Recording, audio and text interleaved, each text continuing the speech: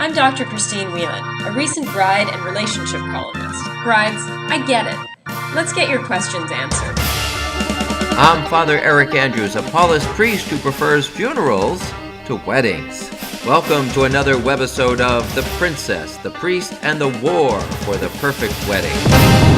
I'm Fran, and I'm going to be getting married here soon. My fiance and I want to get married in the Catholic Church, and we haven't been the best of Catholics lately. So when I called the local church, we got kind of a cold reception. They wanted to know about money. They wanted to know about all these details that I didn't think were initially that important. And I was just kind of wondering why the priest had been such a jerk. Hi, Fran. Thanks so much for your question. Well, first of all, congratulations to you and your fiance. It's wonderful that you guys are getting married, and it's even more wonderful that you're deciding to do that within the Catholic Church. And I bet from your question, congratulations was probably not the first thing out of the priest's mouth when you called to try to set up your wedding. And it probably should have been. I guess that sort of put you back on your feet, and you might have felt a little awkward about it. I hear this from so many brides and grooms. They say, you know, the priest wants to talk about money. He wants to talk about why we can and can't get married. He wants to talk about how busy the church is, etc. And never once says congratulations. So, Father Eric, what do you say to all of this? Well, I feel like I have to defend my brother priest. And let me just say that at any given day, sometimes priests will get a number of calls from different people asking to get married in their church.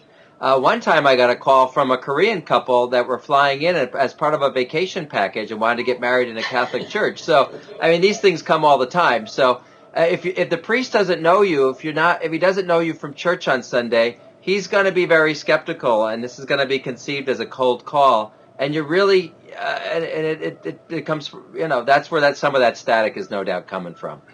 Sure, but okay, so think about young adults. Young adults probably tend to go away from the church for a couple years occasionally. As Fran said, she said that she and her fiance were not the best of Catholics for the last couple years. That's really common.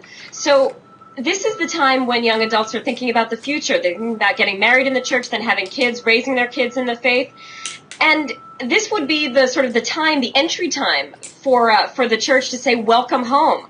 Welcome back to the fold. So it would be really good PR for the priest to be welcoming and nice rather than putting up all sorts of obstacles, wouldn't you think? Well, I do appreciate that, and you raise a very good point. So I have a couple of suggestions to potential brides and grooms or even engaged people right now.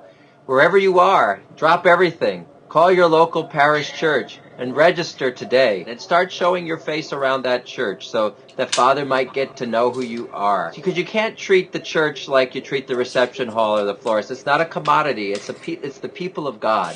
And so you need to start getting yourself back into that routine. If you indeed want your church wedding to be sincere and as part of the community, you really do have to start getting known. And maybe bring the priest a cup of coffee or donuts when you sit down and meet with him.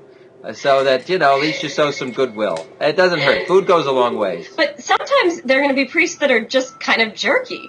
I mean, and this couple is going to have to be dealing with this priest over the next 6-9 months, a year of their engagement. They're going to be spending a lot of time together, doing pre-cana, etc. So what if the priest is just a jerk? You're not defending all the jerky priests out there, are you, Father Eric? Well, let me just say, every group has their good guys and bad guys. So, it's all there. You have to find a priest that you resonate with.